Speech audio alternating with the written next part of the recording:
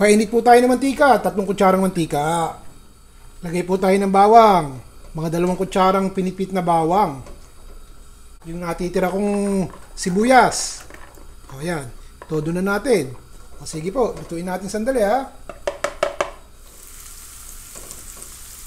Pag mapula-pula na ng konti, isama na po natin to. Nako, no bashing ha. Ito po ay kamote at saka carrots.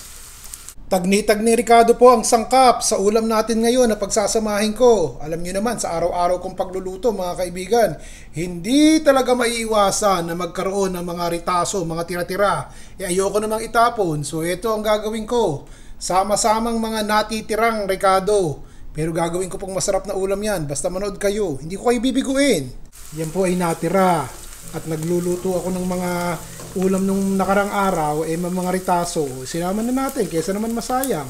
O sige po, lutuin natin sandali. Patisan nyo na ha, 2 kutsarang patis. O kaya isa, maalat po akong kumain. Iniiwasan ko talagang kumain ng maalat Sometimes hindi ko po mapigilan. Konting paminta. O ito po, natirang gisantes. Ito yung senyorita gisantes na matigas-tigas na nabibili natin dyan sa Pilipinas. Meron din po dito sa banda ko. O yan, mahilig ako dyan sa gisantes na yan Kaya nilalagay ko sa umpisa ng pagluluto kasi po matigas. O, walang kikibo Kung gusto niyo pong maglagay ng isang chicken cube, maglagay po kayo. O ito naman, natira, kalahating lata po ng gata. At naggata ako nung makalawa nasa refrigerator, masisira yan. So ito, binuhos ko po galing sa lata. O yan, sama na natin. Sisimutin ko yung gata at sayang Sige. O yun po. Kulang-kulang 1 tasa ng tubig. Pero baka hindi ko ilagay lahat at baka naman sumobra.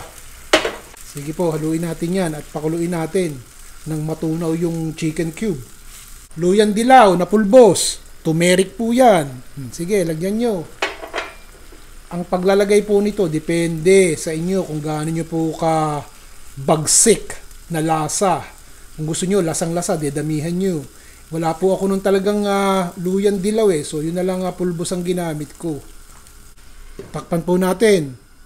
O ngayon, pagkatapos ng 1 minuto, kumukulo na. Ilalagay ko na po ito. Malagkit. Habang ako po ay naghahanda ng uulamin natin ngayon, isinain ko na po ito. Kaya luto na. Pero kung hindi pa po nasasaing o luto ang inyong malagkit, maigi dagyan nyo ng maraming tubig. Dahil ang malagkit po, kapag isinaing nyo, maraming tubig kesa dun sa ordinaryong bigas na ginagamit natin. Sige, haluin po natin. Sisimutin ko sayang Pwede rin isang subo ito ni Casioni. Kapag sumama, sana hindi isama si Tita Betty. Lakas kumain Parang may sawa sa bituka si Tita Betty Joke lang po. Siyempre, welcome lahat dito sa bahay. Basta nasasarapan at nabubusog okay na okay. Itotodo ko na po yung tubig So, 1 tasang tubig ang dinagdag ko bukod dun sa gata. Alalahanin nyo hindi po ito yung original na recipe dahil kung ano-ano lang ang pinaghalo-halo ko dito para lang talaga mabuong isang ulam. Pasas. Sige, halo. O ito po. Nung isang araw nagmacaroni salad ako Inakulo ko pa yung 2 praso ng manok. Tinanggalan ko lang ng balat at butot, hinimay ko. O ayan. Di naisama natin, maigi. Ang pangkaraniwan po, talagang isinasama nila sa umpisa ng pagluluto, yung manok, at talagang ipiniprito Luto na ito Ito pa, lechon kawali. Ayan, isama na natin. Kesa naman masira sa loob ng refrigerator, ayan, sama na natin. Itlog ng pugo, luto na, 1 lata. Wala po akong itlog na nilaga, ito na laang. O diba, sabay-sabay na kasi luto na po yung ating mga ricadong isinasama, so madalian na lang. Yun ang mainam kung meron kayong mga natitira-tirang ricado, pumunta kayo dito sa ating tambayan at silipin nyo kung ano yung mga ginagawa kong mga ritaso sa pagkain na natitira at gawin yung ulam. Katulad nito, hindi nyo ba kakainin yan? Para maganda, lagyan na po natin ng kasuba. Pampakulay din yan Hindi po, halo.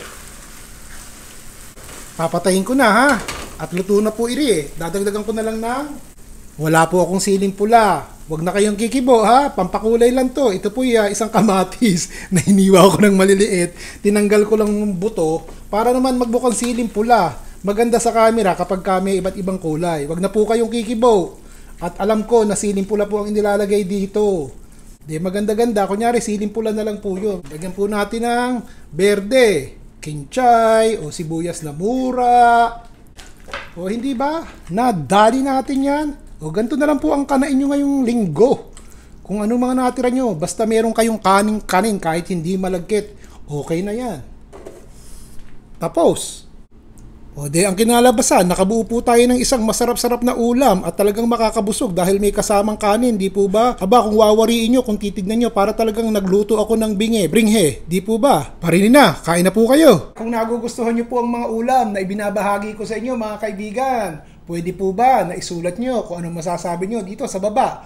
At nang mabasa ko po at na ako naman ang masiyahan. Maraming salamat po. Kung sumablay man ang ulam natin ngayon, uulitin natin sa susunod. Gagalingan ko pa at baka naman magustuhan ng iba. O paano sa susunod po uli? Si Ron Bilaro.